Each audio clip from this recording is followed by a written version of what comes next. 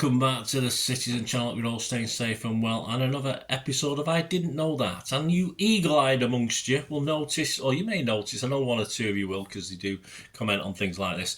I do have the Ipswich programme from 3 or 4 weeks ago. I went to the game, I got the programme, but I didn't see enough in it to do one of these on it. There just wasn't enough to do, and I didn't know that. I was really struggling to find interesting things, so I didn't put one out. So we've jumped ahead a little bit now because we forget Ipswich. I think we've had a home game or two as well. But I'm looking at Arsenal today. So anyway, do you think, where's Ipswich gone? There just wasn't enough in it to warrant putting an I didn't know that. There wasn't anything that interesting in it that I didn't know or could inform you of, or articles I could read to you. So there you go. That's sorry Ipswich, but perhaps next time, whenever we play you again, if you're still around. So we'll look at Arsenal against City, of course. Not the greatest game, was it? The programme's okay-ish. Match day 24, of course, on the 2nd of February 2025. So check out some of the facts and oddities within the hard copy memory of the game. £4 for 92 pages, which is probably normal. Not an exciting cover, of course, there. What's inside, or what did you know or what didn't you know about Arsenal? Well, Neto played in goal against Girona in the Champions League earlier that week, and he became the oldest Arsenal debutant for over 100 years at 35 years and 194 days.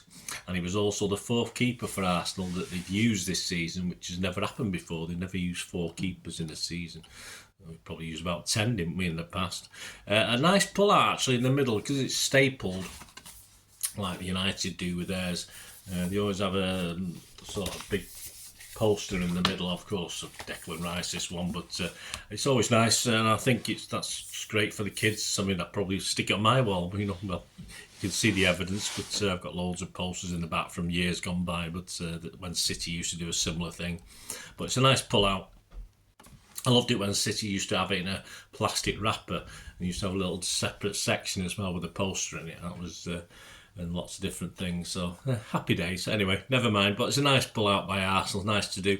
Anything about City we didn't know? Well, the scouting report, a couple of interesting things in there. Adrian Clark wrote this. He said this season City's possession average in the league is 61.2%. Yeah, sounds right.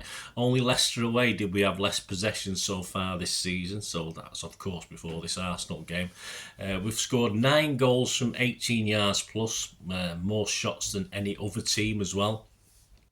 We've conceded only 2 goals from set pieces this season, really. I find that hard to believe, but there you go. That's what they say. I've not checked it, but that's an interesting stat. And we've managed 5 clean sheets in 23 games. Anything about City and Arsenal? Well, of course, City and Arsenal's never really complete without a piece on Lee Dixon, is it? Who, of course, was a childhood City fan, of course, although his allegiances are Arsenal. He's still got a soft spot, I think, for City. If you, I think he's still got one of them, hasn't he? Even though obviously everyone connected with Arsenal seems to hate us now, which is now reciprocated. Anyone hates us, I hate them back. It's as simple as that. Sad, but there you go. That's how it is.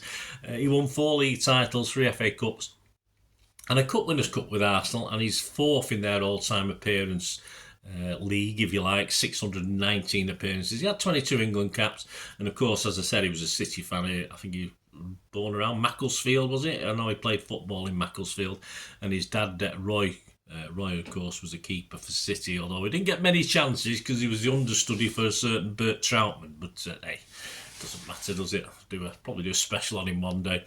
And to finish, let's say this is a bit better than Ipswich. At least there's something in this to talk about. We're going to go back to February the 2nd, 2008, of course, which was the same day, 17 years ago. And it's just it's a game at our place. This is just called Heads Up. There's a picture there as well, an action picture for you to have a look at. Let's just have a quick look at this article. The two teams met on this day 17 years ago with Arsene Wenger's injury-hit side still very much in the title hunt.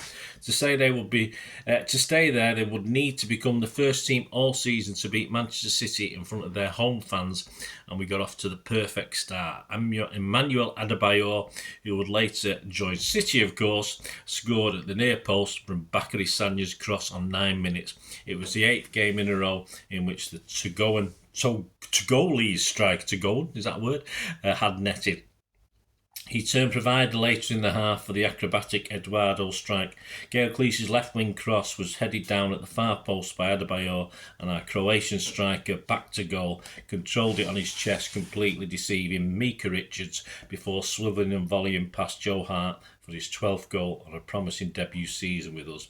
Gelson, Fernandes, I always like that name, I don't know why, not the player, just the name, pulled one back before half-time, but Adebayor sealed the win with 2 minutes remaining. He smashed home his 18th league goal of the season from near the penalty spot before celebrating in front of the travelling Gunners supporters. Yes, come back to haunt the Gunners supporters, didn't it, that? The win took us top of the table, but it would prove to be Eduardo's last goal for us for more than a year.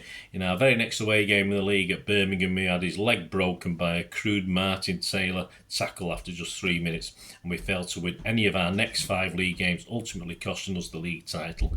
Eduardo only scored 2 more league goals for us after this and left for Shakhtar Donetsk in 2010, with supporters wondering what might have been. Well, there you go. Great image there as well. So there you go, that's the Arsenal programme. I said a little bit more, not a lot more, but a little bit more than... I think the standard of content in programmes this season, just generally, I used to be a bit more specific on what was in them, of course, in the old days, and I just try and sum up things now. But it's not as good. I think a lot of the teams' programmes are deteriorating. Certainly history-wise, which is my big thing, and I think that's what programmes should be about as well.